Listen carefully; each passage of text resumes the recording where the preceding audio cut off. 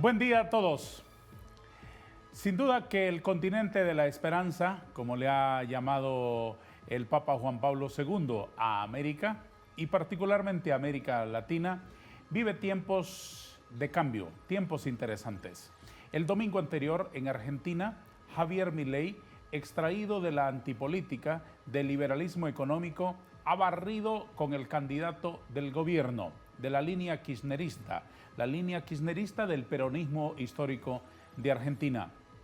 Se prevé que tome posesión en las próximas semanas y que comience una era de cambios importante para ese gran polo de desarrollo de América del Sur, que fue históricamente la Argentina por el tamaño de su economía, por la dimensión de su población y por su trascendencia histórica.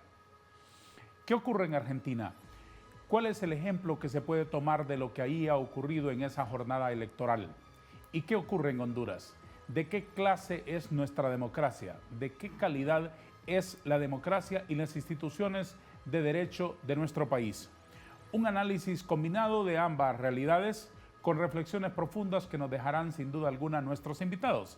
Se trata de dos hondureños muy inteligentes que tienen distintas responsabilidades públicas y que siempre aportan muchísimo para que nosotros, los ciudadanos comunes, entendamos las cosas.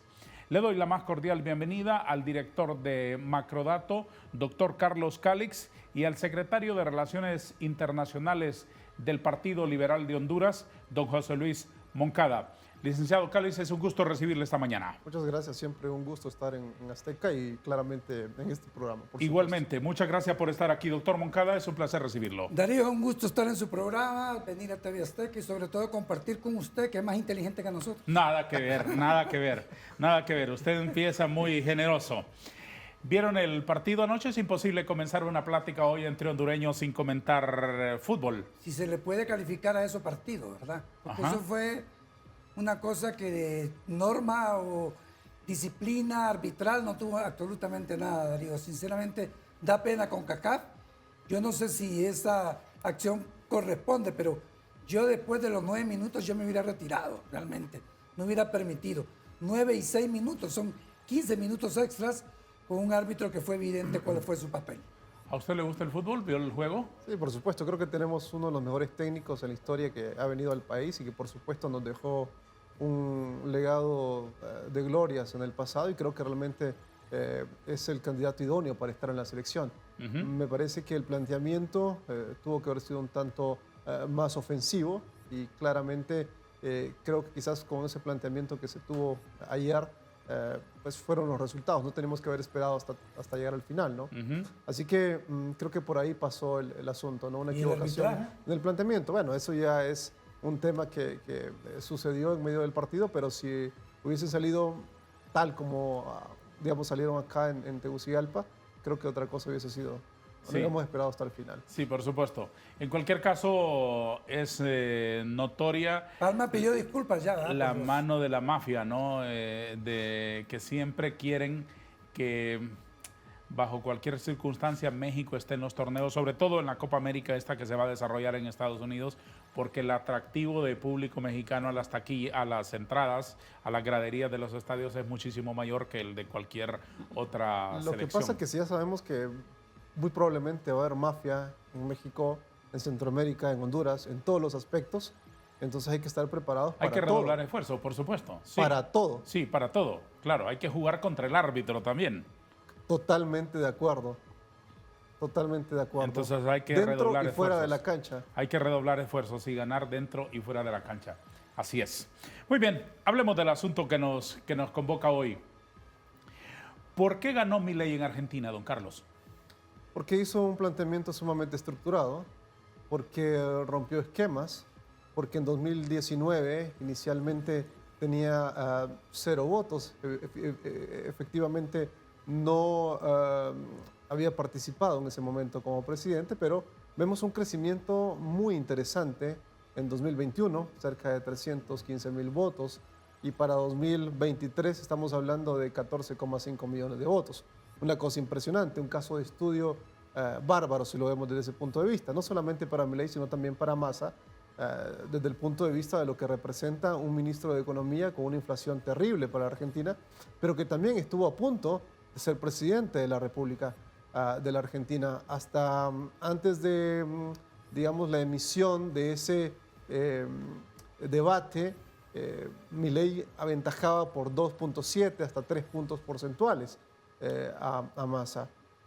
Un día después de ese debate, que se vio mucho colmillo, mucho cancheo directamente de Massa, prácticamente teníamos una especie de empate técnico, ¿no? Sin embargo, creo que el hecho de que se sumase Patricia Bullrich, Mauricio Macri con parte de su estructura y una entrevista que hizo Mauricio Macri un día antes justamente de las elecciones, creo que eso incidió también de manera positiva para que tuviera un triunfo bárbaro.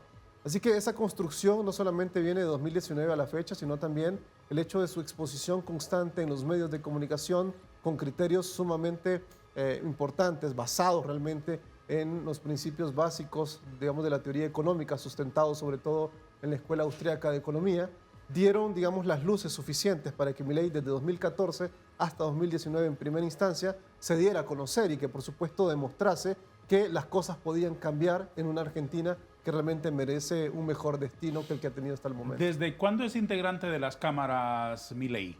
Bueno, inicialmente desde que aparece con Giacomeni, por ahí entre 2013 y 2014, empieza a tomar mayor protagonismo, ¿no? El hecho de aparecer en diferentes programas rosa, programas de las 2 de la tarde o programas, digamos, de entrevista de mucho impacto, como Animales Sueltos, en los horarios estelares. Y esa forma peculiar de poder enfrentar y llamar a las cosas o a la gente por su nombre desde la perspectiva argentina, ¿no? Y poder decir qué es lo que realmente está pasando, cómo se puede atacar eso y cómo solucionarlo, eso creo que llamó poderosamente la atención, ¿no? Y un tema creo que no puedo dejar de lado y fue en algún momento en un programa rosa donde una actriz kirchnerista claramente decía que, por supuesto, el tema de los impuestos era fundamental para que el gobierno pudiese avanzar y que le pudiera... Y él hizo un ejemplo claro de que era prácticamente como sacar un arma y ponerle una pistola en este momento sobre la frente y decirle, bueno, dame todo el dinero que tenés y yo voy a hacer con tu dinero lo que quieras. Creo que eso marcó un hito muy importante en la historia mediática de manera particular de Milei, ¿no? Y a partir de eso fue un boom y apareció en todos los medios y claramente su forma distinta, ¿no? Ese histrionismo y de alguna manera creo que impactó fuertemente a los argentinos, ¿no? Usted fue uno de los invitados como observador internacional a la primera vuelta en Argentina el 22 de octubre. De ahí se derivó que quedaran los dos candidatos finalistas que dirimieron después el solio presidencial hace unos días. ¿Por qué ganó Milei? ¿Cuál es su interpretación? Mira, Darío, yo en primer lugar pienso, y voy a hacer una referencia al Día del Economista que soy, felicito a todos los economistas en ese día, y yo creo que es importante que nosotros retomemos el papel académico que tiene un aspirante a la política y un candidato como es Milei. Y es un tema, la problemática social, humana y demás depende de decisiones económicas. Y entonces Milei viene de los economistas clásicos también, igual que el liberalismo clásico, y está bien claro las desviaciones que ha tenido Argentina en las últimas 4 décadas en esta materia, que lo llevan a esta crisis que tiene en este momento de un 140% de inflación, en una devaluación que va por encima de los 1.000 pesos por $1, que está afectando el bolsillo de los argentinos y que lógicamente toca algo fundamental en cada uno de los argentinos, que es su bolsillo, su vivencia, su salud y sobre todo va dirigido a una población que está en un rango de un 40% de pobreza, donde el asistencialismo social ya no corresponde a esa necesidad, porque el justicialismo ha tenido eso, el peronismo ha tenido una dependencia de que el presupuesto de la República es de asistencia social permanente a un grupo de personas. Y eso constituye, a mi parecer, una carga que a veces la cometemos en nuestros países. Cuando usted habla acá de la bolsa solidaria y todo lo demás, está contribuyendo a un modelo que lógicamente llega a las condiciones que llegó a Argentina. Porque usted lo que tiene que hacer es enseñar a trabajar, criar emprendedores, criar trabajadores.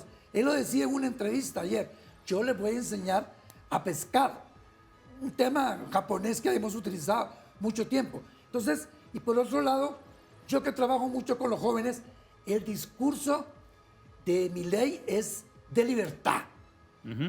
Es un discurso liberal, es un principio de estar en contra de las imposiciones de las cosas. Y los jóvenes tienen esa tendencia de luchar por su libertad y que no van a aceptar imposiciones y que sus ideas tienen que prevalecer y que ellos tienen derechos a los espacios. Y por eso usted encuentra que un porcentaje sustantivo de los jóvenes votó por Milei, más hombres que mujeres, porque ahí él tuvo un problema con el tema del Ministerio de la Mujer y demás. Pero en términos generales, si usted ve las estadísticas que salieron el día de ayer, los jóvenes entre 18 y 35 fue el voto más fuerte. Después de 35 a 45.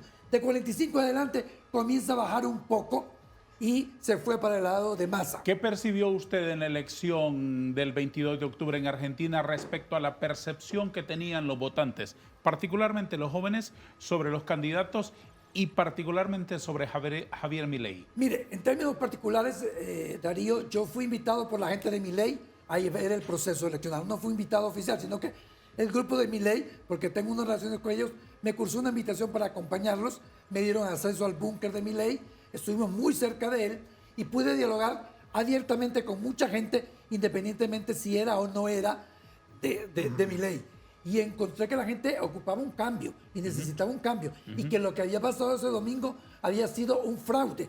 Mire, yo me quedé 3 días después y donde andaba taxista, restaurantes, tiendas y demás, no encontré a alguien que me dijera que había votado por Massa. Y la gente decía, no es posible, toda mi familia votó por Milei. Entonces, hubo una situación de fraude evidente. Fueron 3 factores. Uno, la plata que sacó Massa como ministro de Economía, que ese es un conflicto de interés serio, que tenemos que tener mucho cuidado en Honduras en ese tema. Ya sea candidato o interés de candidato, la gente que maneja la plata del gobierno no puede estar metida en política. 2, una campaña negativa de miedo. Entre paréntesis, Rixi Moncada no debería ser candidata presidencial siendo secretaria de Finanzas. Si quiere ser candidata, tiene que retirarse lo más pronto posible. Totalmente de acuerdo. Tiene todo el derecho. Continúe con el hilo. 2, tenía una campaña de miedo, pero la ira le ganó al miedo. ¿Me explico? Y eso en los 2 trayectos se superó. Y tercero, que es evidente que hubo fraude en las mesas electorales. ¿Por qué? Porque en Argentina, a diferencia de nosotros no marcamos, sino que nosotros entramos a un cubículo y ahí encontramos la papeleta. Y están separadas cada papeleta por cada candidatura. Exactamente. Entonces usted mete un sobre la papeleta. La que le interesa. La que le interesa. Lo que pasa es que mucha gente de Massa entraba y se robaba papeletas de Messi. De Milei. De Milei. Bueno. Y se los llevaba. Messi y Milei tienen su similitud. Sí, son goleadores ambos. Son goleadores ambos. Entonces venía y se robaban la boleta. Entonces cuando la gente iba a votar por Milei, no encontraba boleta. Sí. Entonces se dieron esos fraudes y el equipo de Milei trabajó fuertemente en poner fiscales para evitar ese tipo de fraudes. Señores, explíquennos. ¿Es un pueblo desesperado por una hiperinflación, por un descontrol absoluto de la economía, el que echa mano de cualquiera? ¿Puede ocurrirnos eso a nosotros? Me lo comentan después de una pausa, si le parece. 3 minutos para la publicidad. Siga aquí, que esto es TV Azteca, con el foro de las mañanas donde la palabra lo tienen los invitados.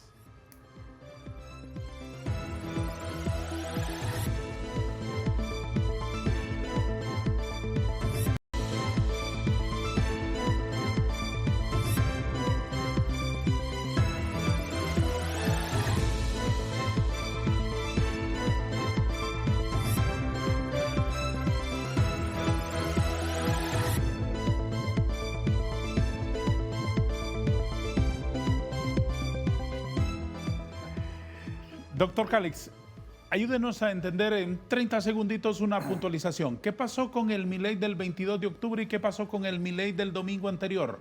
Aquella falta de estructuración política, de la vertebración de la carpintería para cuidar los votos, de los fiscales que fuesen a cada mesa, ¿se la aportó el macrismo? Sí. ¿Eso es algo que él no tenía o qué fue lo que ocurrió ahí? Sí, por supuesto. Por ejemplo, en 108 de 135 distritos de la provincia de Buenos Aires los atacaron correctamente. Evitaron fraude, evitaron robo, justamente lo que está diciendo José Luis. Yo creo que esa fue la clave sustancial, ¿no? Luego Córdoba usted tuvo prácticamente 75 a 25, ¿no? Una cosa que es el segundo enclave impresionante, electoral más importante, ¿no?, de impresionante, Argentina. ¿no? Está hablando usted de 75 a 25, y luego en Santa Cruz, una cosa también impresionante, ¿no? Y Chubut y varias provincias, digamos, de la Argentina rondaban una media de 60 puntos porcentuales a favor de Milei versus una media de entre 25, inclusive algunos lugares donde tenía un 20% más. Una cosa impresionante. Fue una cosa que realmente llama poderosamente la atención entre lo que ocurrió entre octubre y, por supuesto, ahora noviembre. ¿Eso lo garantiza una estructura política, una carpintería, una organización de hombres y mujeres muy bien estructurada como una red en todo el país? Claramente, claramente se necesita eso, ¿no? Puede salir un candidato independiente, como puede salir acá en Honduras, pero necesita obviamente una estructura.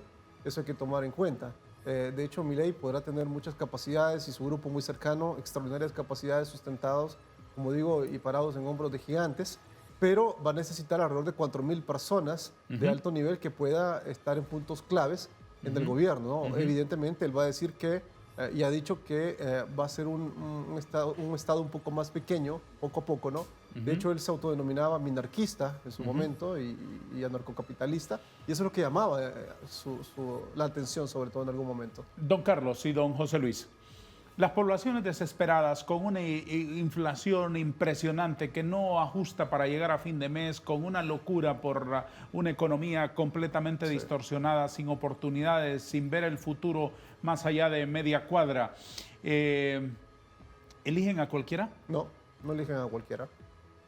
Creo que... Depende de la oferta, ¿verdad? Es que, a ver, también la oferta hay que fabricarla, ¿no? Hay gente muy capaz que tiene miedo a dar 2 o 3 pasos al frente, ¿no? Eso hay que tomar muy en cuenta. Y luego hay gente que, precisamente por ese temor, permite que lleguen los que no son los más capaces. Y eso tiende a ocurrir, obviamente, en Latinoamérica de manera específica. Pero vemos este caso y otros casos en América donde ha llegado gente con múltiples capacidades, pero también ya con un equipo.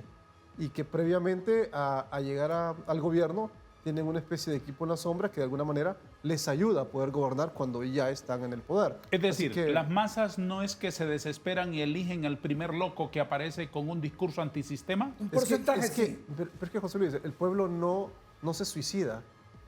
Aquí vino Cristina Fernández. Esa frase. Cristina Fernández de Kirchner vino en enero de 2022, ¿no? Tengo la impresión que aquí sí hemos tenido intentos de suicidio colectivos. Sí. Sin embargo, Cristina decía, los pueblos siempre vuelven. Y esa fue su gran exposición acá en la Universidad Nacional ese día. Sí.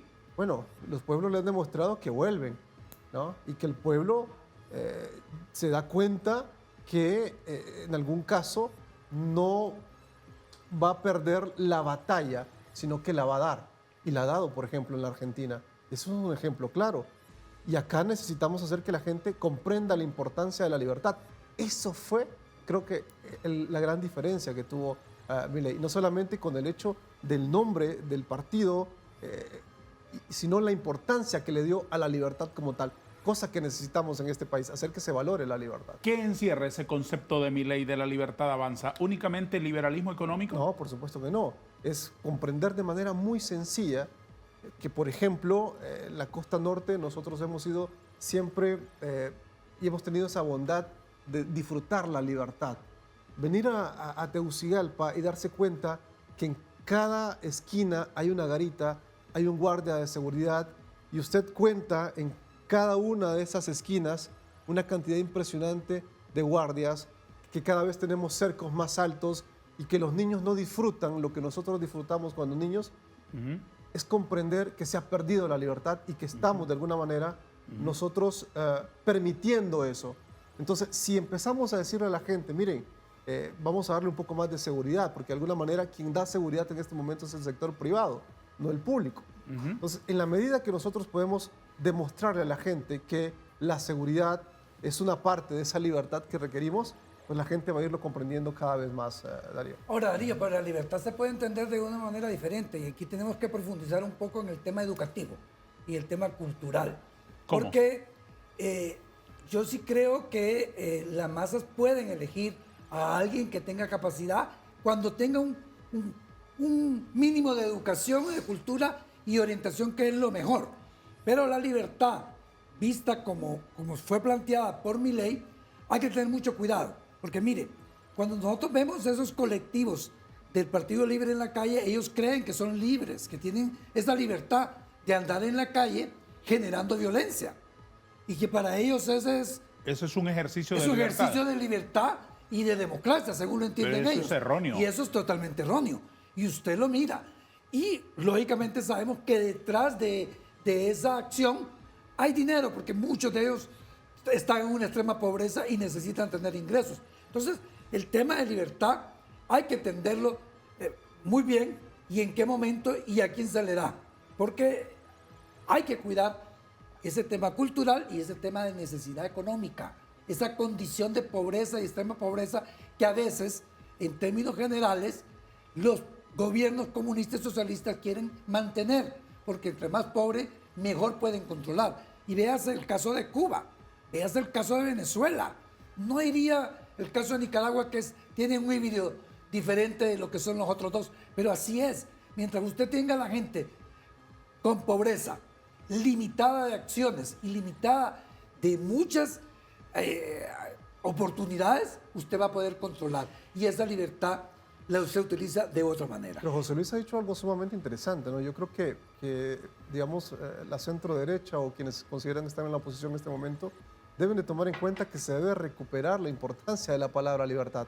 Si vemos desde el punto de vista estratégico, a nivel político, creo que fue una jugada muy interesante haberle colocado como nombre a este partido, ¿no? Partido Libertad. Se han apropiado de una palabra que realmente avanza. representa, ¿no? Sí. Y la otra palabra que también se debe recuperar es libre como tal, ¿no? De hecho, los principios de una sociedad libre van en contraposición de los estatutos que tiene el partido que representa ese nombre en este país. Milei es un anarquista, es un populista igual que los de izquierda, nada más que disfrazado de libertario. Mire, cuando él se autopercibía o se autodenominaba en muchos programas de televisión como anarcocapitalista, minarquista, trataba de explicarlo desde el punto de vista de Rothbard, ¿no? Y es comprensible porque de alguna manera Rothbard influenció fuertemente todo lo que tiene que ver con los libertarios. Y eso es importante que se pueda comprender a raíz de justamente él decir y ser muy crítico de lo que era el liberalismo clásico en los Estados Unidos. Y el libertario que Rothman, que viene de Estados Unidos, que hay que explicarles esto al público. Sí, y luego que Jesús Huerta de Soto, que también tiene una capacidad impresionante y que vale la pena poderlo traer a Honduras en su momento, también difundió en castellano muchas de las ideas de Rothbard. Así que creo que Milei estudió muy claramente el decálogo, que de alguna forma es una manera de poderle llegar y atraer a la gente. El decálogo de Rothbard es precisamente comprender estratégicamente hasta cierto punto que para poderle llegar a las masas también hay que hacer populismo de derecha. Te digo, cuando nosotros escuchamos a Milei, encontramos que él en muchas ocasiones dice liberal, libertario. Está diciendo dos cosas al mismo tiempo. Que él comparte toda la teoría liberal clásica, Claro. y que en otros aspectos es libertario en el sentido disruptivo de poder romper esquemas que realmente no han dado respuesta. ¿Cuál Y en es la algunos momentos- cucharadita de azúcar que diferencia liberal y libertario? Que, por ejemplo, el Banco Central. Un libertario le dice, bueno, hay que eliminar el Banco Central, no necesitamos el Banco Central. Y le ponen un ejemplo claro. Por ejemplo, hasta 1950 nosotros no teníamos Banco Central. Existíamos, ¿ya? Con la banca privada, Y había específicamente. moneda ya. Claramente, y había libre mercado. Ese es un ejemplo claro, ¿ya? Si yo le digo, bueno, vamos a dinamitar el Banco Central, igual que lo dijo Milei en la Argentina, eso sería un caos tremendo. Entonces, el liberal clásico pensaría, en todo caso, en dividir en tres, ¿no? El Banco Central, ¿no? Es decir, bueno, tenemos un edificio Las funciones bárbaro, son necesarias en la economía, pero entonces, limitadas. exactamente, entonces, subcontratemos compañías especializadas para que hagan el trabajo que están haciendo en el Banco Central, ¿no? Entonces, un liberal clásico lo que haría justamente es eso, hagamos un Estado más pequeño, ¿no? Los libertarios le dirían, desaparezcamos hasta cierto punto el Estado, ¿ya? Y los liberales van a un banco central independiente, apolítico, que eso es lo que Milei cuestionaba, porque simple y sencillamente más a lo que decía, pongan a trabajar la maquinita. Y eso tenía un efecto en la economía que nosotros lo conocemos. Ese es un punto bárbaro. Ese es un punto esencial, ¿verdad? Sí. Y usted mira que los bancos centrales, por ejemplo, el Banco Central de Perú, todo el mundo dice, ¿por qué Perú se mantiene en esa economía? O aquí nomás en Guatemala. Porque el Banco Central es un ente totalmente independiente, apolítico, elegido por el Senado, por el Congreso, con eminentemente técnicos, cosa que aquí está retrocediendo, ¿verdad? Si usted me pregunta a mí, yo dividiría en tres el Banco Central. Si tuviéramos la potestad de poderlo hacer, por supuesto que sí. Hacerlo más reducido, más eficiente y obviamente subcontratar, digamos, compañías especializadas que hagan las funciones que se están haciendo en el Banco Central. Eminentemente técnico. Totalmente. Y José Luis dice una cosa espectacular desde el punto de vista de la inflación.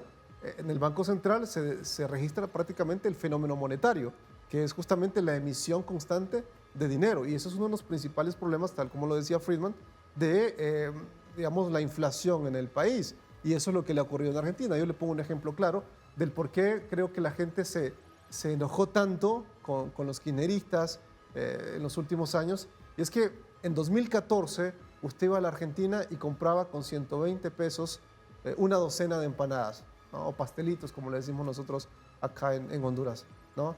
Inclusive en Puerto Madero podría encontrarnos hasta en 140 lempiras, en 140 pesos, perdón, 140 pesos argentinos. José Luis estuvo hace un par de semanas ahí. Esa misma docena hoy cuesta alrededor de 5.000 pesos. ¿Cómo le explico yo a un hondureño que en 2014 usted podía comprar una docena de pastelitos, por así decirlo, ¿Y 9 años después? por 120 y 9 años después por 5.000? Es una cosa impresionante. Y eso tiene que ver mucho con la emisión de masa monetaria. En Honduras eso ha ocurrido desde el 82 hasta la fecha. Darío se benefició con el cambio. Ahorita le traje unas camisas del Boca que hubieran costado $100 y costaron 40 por el cambio. ¿Ah? Me costó ir a comprarlas. Tenía que ver con Vamos a la pausa antes de que este señor empiece a abrir la caja de las sorpresas aquí. Mejor una pausa y cerramos los micrófonos de la cabina.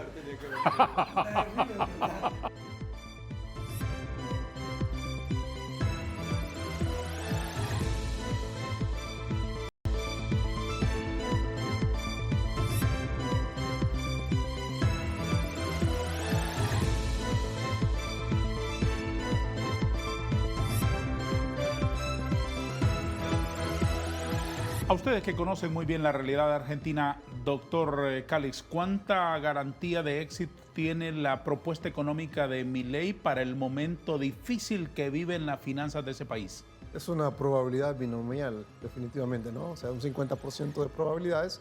Sin embargo, creo que la gente en España, en Estados Unidos, que sigue también la línea muy directa de Milei, va a poder apoyar. En Argentina hay economistas de altísimo nivel, una cosa espectacular, universidad por universidad. Entonces, yo creo que va a poder trabajar de manera ordenada. De hecho, desde el primer día de que se asumió ya la presidencia, digamos, a nivel de elección, ¿no? Y que ha sido público, los mercados internacionales han favorecido a la mayoría de las empresas argentinas en bolsa de valores. Así que creo que de alguna manera vamos a ir viendo poco a poco una serie de decisiones sumamente interesantes que va a ir beneficiando. De hecho, yo estuve platicando con algunos, digamos, amigos argentinos de diferentes estratos económicos, sociales, ¿no? Muchos decían, mira, hasta el momento tenemos las tarjetas de crédito a reventar y estamos viendo la posibilidad de que si realmente se llega a generar la dolarización, va a ser nuestra salvación. O sea, temas como eso, ¿no? Le estoy hablando de planteamientos específicos de ultra-kirchneristas de la cámpora, militantes que se beneficiaron de alguna manera, directa o indirectamente, con muchos de los programas que Cristina creó a lo largo de estos años y que Alberto continuó, pero consideran que este proceso, digamos, si llega a ocurrir en la Argentina, inclusive los va a poder salvar económicamente a ellos. Doctor Moncada, en un país, déjeme hacerle ese planteamiento, en un país donde hay un 43% de pobres más o menos, un 10% de ciudadanos en la indigencia, que refiriéndose a Argentina es alarmante, ciertamente. El presidente electo Javier Milei ha dicho que el ajuste al que se tiene que someter forzosamente esa economía de manera impostergable va a ser pagado por la política, que a través de una serie de programas de gasto público, de gastos operativos de un gobierno elefantiásico, se drenan inmensas cantidades de plata de los ciudadanos. y entre sus primeras medidas está la reestructuración del aparato gubernamental, la eliminación de gran parte de la burocracia y un ajuste a la política que tiene que ver con el recorte inmediato del gasto en inversión pública. Esa propuesta de Milei ¿tiene garantía de efectividad en el corto plazo? Mire, yo escuché a Milei anoche en una entrevista que dio y realmente él está con un pragmatismo interesante. En primer lugar, encontré dos cosas que hay que reconocerle la humildad de él. Que dijo, hablé con el presidente Fernández y estaba hablando con Macri por estos días. Y esa experiencia que ellos tienen me está dejando a mí un espacio para poderme preparar, para asumir con responsabilidad y cumplir las promesas. Y una cosa que dijo es que él ve que tiene que tomar medidas de forma inmediata y que esas van a tener un efecto y que la población argentina se prepare, pero que sabe que tiene que tomarlas en el primer semestre y él espera efectos y resultados a los 18 meses. Fue muy pragmático anoche en el programa y lo dijo claramente, pero tengo que hacerlo. Y yo creo que él y Macri le ha comentado la experiencia, porque Macri tuvo una debilidad, tenía las medidas, pero no tuvo la fuerza política para implementar en los 2 primeros años. Su ministro, su jefe de gabinete Peña, lo coartó a tomar decisiones que realmente ahora Milei las va a tomar. Y yo creo que la concientización al pueblo argentino es su principal tarea y lo está haciendo desde el primer día, diciéndole, es una tarea porque nos han dejado, lo dijo anoche, una cantidad de bombas y quiero ver cómo desactivo con menor impacto a la población y sí con un costo político. Y el 10 de diciembre estoy presentando el decreto de la reestructuración gubernamental en la reducción del Estado y además en lo que es todo es una política fiscal. Don Carlos, un último asunto para entender este concepto de liberal y libertario. ¿El liberalismo económico es necesariamente, hablando desde el punto de vista ideológico, extrema derecha? No. Hay un ejemplo muy claro de liberalismo económico en la China. Friedman fue llevado a Chile en 1976-77, generó muchísimos cambios interesantes y luego fue llevado también a la China. Y vemos dos realidades sumamente interesantes aplicando liberalismo económico.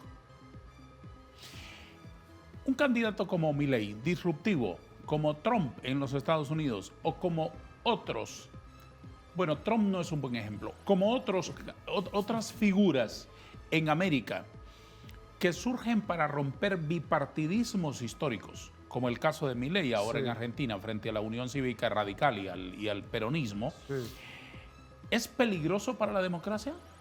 A ver, todos pueden ser peligrosos en algún momento del tiempo si no se le controla en su momento. Tenemos un ejemplo claro de nuestros vecinos salvadoreños y tenemos otro ejemplo muy claro de nuestros vecinos nicaragüenses.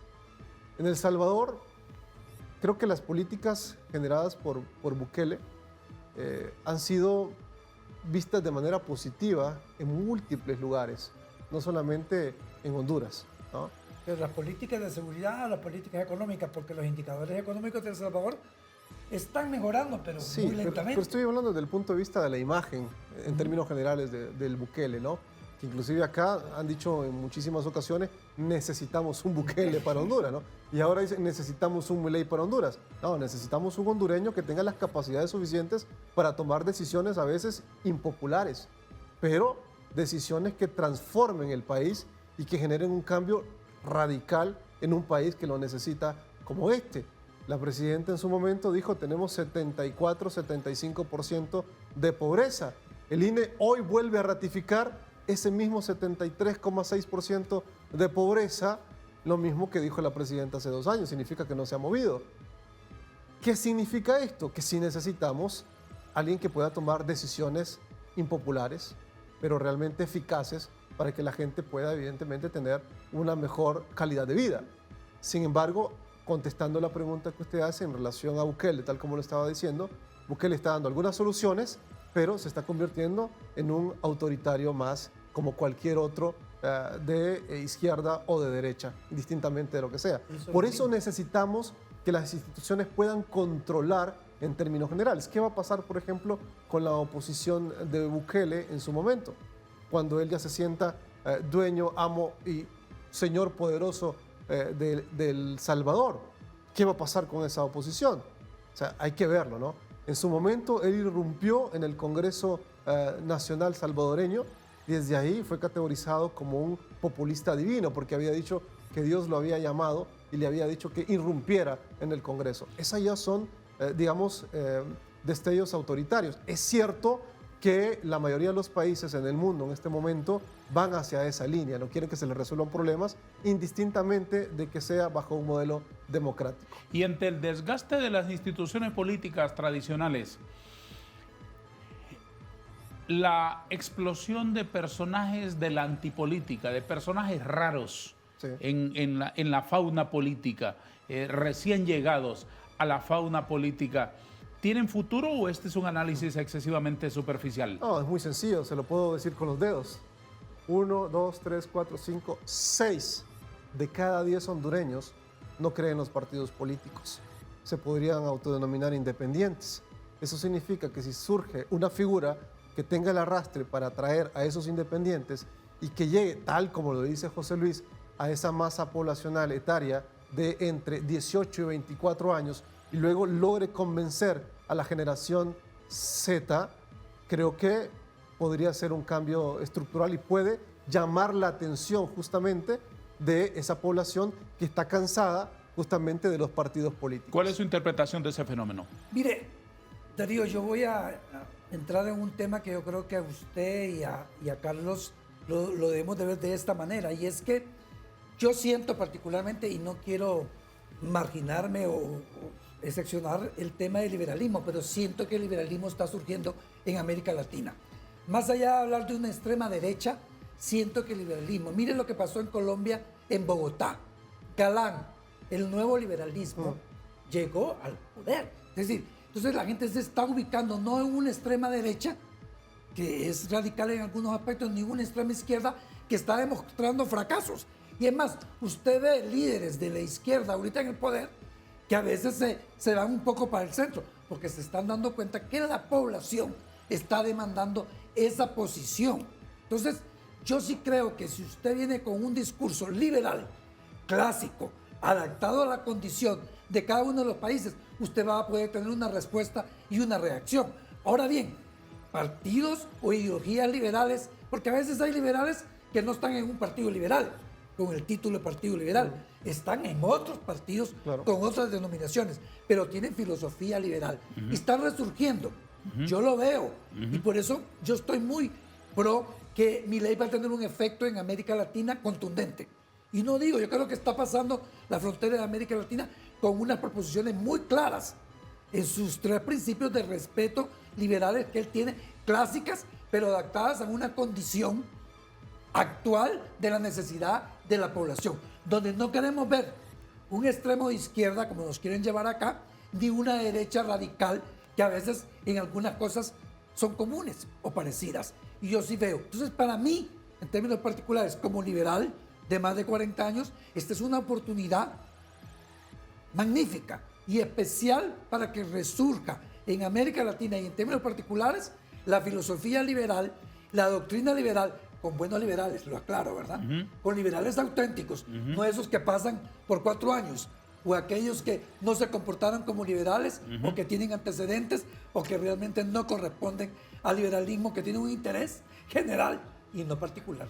Es la última vez que interrumpo la plática. Después venimos con una etapa de reflexiones, ya aterrizando en lo nuestro, con estas 2 luminarias que tenemos el lujo de compartir hoy en el set de TV Azteca. 2 minutos nada más.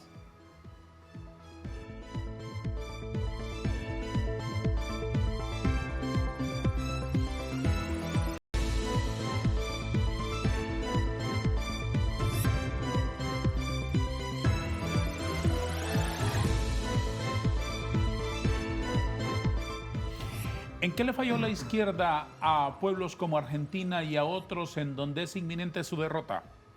Mentirles constantemente, en generar, digamos, una cantidad de subsidios que terminaron engañando al pueblo y que la gente se ha hecho prácticamente codependiente de un Estado al que usualmente llaman un Estado presente, pero que realmente lo que hace es masificar la cantidad de pobres, ¿no?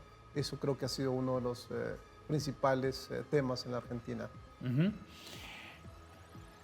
En Honduras, ¿puede ocurrir lo mismo que en Argentina? Yo pienso que sí, Darío, las condiciones están dadas, tenemos que encontrar el Milei hondureño, por decir, con sus particularidades. Lo que sí es evidente que los tres partidos, porque ahora hablamos de 3 o 4 partidos, están queriendo mantener su status quo. Pero si no dan respuesta a esa necesidad de la población, yo sí creo que un independiente pueda generar una estrategia bien clara, un mensaje a esa necesidad, y lo vemos. Usted ve en las calles ahorita, en las manifestaciones del bloque de oposición ciudadana, gente que está ávida de encontrar a alguien independiente políticamente, sin talla, sin cola, y que realmente haga propuestas que le dé solución. Porque el status quo se mantiene y los partidos no se están renovando. Y desde el punto de vista de los electores, los partidos no deben dar por descontado que porque tienen estructura, que porque tienen historia, que somos un partido de 100 años, que hemos ganado, que venimos de las calles, que aquí, que estamos en el poder, que tenemos dinero, que tenemos el poder, etcétera, etcétera. ¿Ya la tienen toda ganada? No la tienen toda ganada, y realmente yo creo que la comunicación, la tecnología, la innovación y todo lo que se da actualmente ha cambiado un poco el comportamiento del elector. El elector está no tanto con esa afinidad política que tenía, que usted, yo soy hijo, nieto y tengo que seguir siendo. No, ahora... ¿Eso ya no existe? Existe en un porcentaje mínimo, me explico. Hay gente que dice, mire, yo era nacionalista, pero ahora se me dice liberal. Yo soy bisnieto, nieto, hijo de liberales y por lo tanto si un perro ponen de candidato liberal voy a votar por él. Si en el Partido Nacional, si un perro me ponen de candidato, yo voy a votar por él. En el otro partido lo mismo y en el otro partido lo mismo. ¿Ya no se vota así? Ya no se vota así. La juventud está cambiando y tiene todo el derecho. Y yo la respeto. Porque si realmente los partidos no se renuevan, no tienen gente nueva, joven, con nuevas propuestas y gente limpia. Porque mire, el tema de corrupción, el tema de falta de transparencia es evidente. Y es un tema que los partidos deben inculcar, que tenemos que trabajar en combate a la corrupción desde la base que nos elige, que tiene que tener el cuidado a quién elige. Y la gente quiere eso, porque la corrupción no solo es el sector público, es el sector privado. Y nosotros podemos hacer un país más limpio si desde los partidos políticos mandamos mensajes en esta área. Vamos a tener candidatos probos, gente que no ha estado presa, gente que es profesional, gente que ha resultado exitosa pública y privadamente. Es decir, ese tipo de gente es la que los hondureños quieren. Gente que no ha estado presa. De todos. Miren. Lo siento, pero así es. Qué obvio es usted. A ver, don Carlos, electorados como el nuestro también, con poca escolaridad, con poca cultura general, por así decirlo, también evaden el tradicionalismo político y ahora están valorando más una propuesta de desarrollo económico, una propuesta anticorrupción, ¿o a qué podemos atenernos en realidades como la hondureña? Es que yo creo que se deben comprender muy bien los datos, don Darío, definitivamente. Mire, 61% de la población hondureña, lo decíamos, no cree en los partidos políticos. Sin embargo, ni el Partido Nacional ni el Partido Liberal están muertos. Están golpeados, pateados, escupidos. Sí, por supuesto, sí. Pero hay que ver los datos. Ajá. Hay que ver los datos. A Libre lo apoya realmente el 15% más menos 3. Es decir, en el mejor momento, hasta un 18% de la población podría apoyar a Libre en este momento. En el peor momento, un 12%. ¿Cómo sabemos eso? ¿De dónde toma ese dato? Vea todos los sondeos. Vea todos los sondeos a nivel nacional. ¿De la base política de Libre? Vea todos los sondeos a nivel nacional, indistintamente de que sean empresas nacionales o internacionales, es un 15 más menos 3% de gente que los apoya. No llega al 20. No llega. No llega. Primer dato. Segundo dato, 28% de la población votaría por el Partido Nacional. No está muerto. Tercer dato. Si la estructura del Partido Liberal continuara de la misma manera, con la misma dirigencia, y fuera a elecciones, probablemente no alcanzaría ni el 10% que ya se tiene. Por lo que Entonces, llevamos, lo si que usted tenemos. suma el tema de las alianzas, potenciales alianzas en todos los escenarios habidos y por haber, y usted sumase el 18% más positivo que tuviese, por ejemplo, Libre, más el 10% pensando que el Partido Liberal se pudiera unir a Libre, que esperamos que eso no ocurra, ¿ya? Podría alcanzar a lo suma un 28%. Estamos trabajando en eso, que eso no debe ocurrir. Alcanzarían al menos el 28% que ya tiene el Partido Nacional, ¿ya? Obviamente, si seguimos partiendo todo esto, ¿no?, en datos y demás, y le damos también poderío al resto de los partidos políticos relativamente pequeños, más un 8%, estamos hablando de que hay un alto porcentaje de personas que sí son atraídas, bien sea para el Partido Liberal, que se desprende totalmente de Libre, y del Partido Nacional, podemos atraer independientes para cada una de estas fuerzas políticas. Es interesante estar hablando con ustedes dos. Ahora reparo en ese detalle que usted nos aporta. Usted es el del dato y él es el del macrodato. Muy buena. Muy buena. Qué interesante fenómeno. Don Carlos, entonces, ese electorado que ve con esa liberalidad, Sí. valga el juego de palabras, a los partidos políticos, si no está amarrado a un carnet de un color Sí.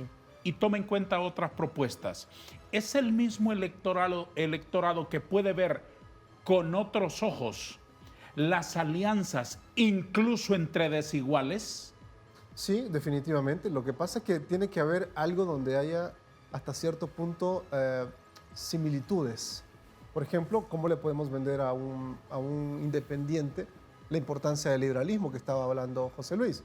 Es sencillo, mira, de alguna manera, si logramos reducir el Estado, hacerlo un poquito más pequeño, más eficiente, te encantaría. Probablemente va a decir sí. ¿Vas a querer, por ejemplo, tener estabilidad económica? Probablemente va a decir sí. ¿Vas a querer tener una moneda sana? Probablemente va a decir sí. Bueno, eso ya son ideas liberales. ¿Te gustaría tener por lo menos el índice de libertad económica que tiene Estonia o Polonia? Probablemente va a decir sí. ¿Te gustaría tener, digamos, la calidad de vida que se tiene en diversas ciudades de Estados Unidos? Probablemente va a decir sí. Entonces, si armamos todo este tipo de elementos importantes, los unificamos y emerge un liderazgo unificador, partiendo de que el liberalismo como tal puede ayudar a crecer. Liberalismo entendido en términos generales, no partidarios. Quiero aclarar sí, eso, ¿no? Lo entiendo bien. ¿Ya? Claro, pero hay que hacer que la gente lo pueda comprender. Sí, sí. Porque el que nos está viendo en este momento puede ser más liberal de lo que se imagina y no lo sabe. Claro, y al contrario, Sensu, esta tibieza del Partido Liberal, ya concretamente Partido Liberal, esta tibieza de decir, yo no salgo a las marchas de la oposición porque no me reúno con esos cachurecos.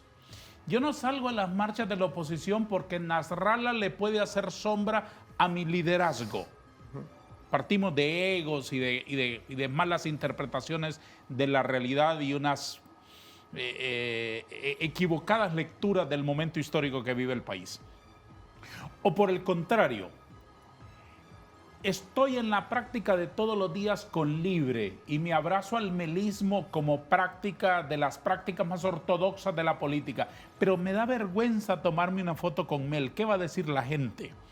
Soy melista por debajo de la mesa. Esa tibieza de la dirigencia del Partido Liberal de hoy, ¿qué resultados tiene entre la concepción de este tipo de electores de este tiempo al que usted ha aludido? Se va en dos palabras sencillas.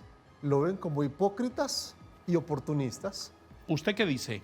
Igualmente, yo creo que aquí hay un interés muy particular y no general del país, cuando no se está aprovechando un momento propicio donde un gobierno por 20 meses nos ha demostrado qué es lo que quiere y donde la democracia y el respeto a la ley y la Constitución no esté prevaleciendo, donde el Partido Liberal es parte de esa filosofía de respeto a las leyes y respeto a los derechos individuales. Por lo mismo, los liberales deben salir a participar independientemente con quién esté. Porque mire, para negociar Corte Suprema sí me reúno con los cachurecos, ahí no son corruptos, pero para negociar... Ni narcos. Ni narcos, ¿verdad? Ahí sí me reúno para negociar, porque tengo unos intereses individuales, pero en las calles no me pueden ver. Ajá. ¿Eso qué es? Es hipocresía, es oportunismo, es buscar el beneficio individual sobre el beneficio general. Y eso los liberales lo estamos entendiendo. Y habemos liberales como usted, como yo y como él, que lo vamos a defender. Porque no nos van a oprimir, por más que nos ataquen y nos ofendan personalmente. Nosotros vamos a ir de frente defendiendo el país y los principios liberales. Una reflexión final de 30 segundos para nuestra audiencia. La experiencia de Milei tenemos que seguirla. Los hondureños queremos en la libertad, una libertad responsable, buscando el beneficio de la mayoría. Y bajo el principio liberal podemos llegar a mucho, como hondureños y como individuos. ¿Cómo podemos recuperar los espacios perdidos para que la libertad avance? Una reflexión final, por favor, Creo que don es Carlos. fundamental conocer que nuestra Constitución es liberal.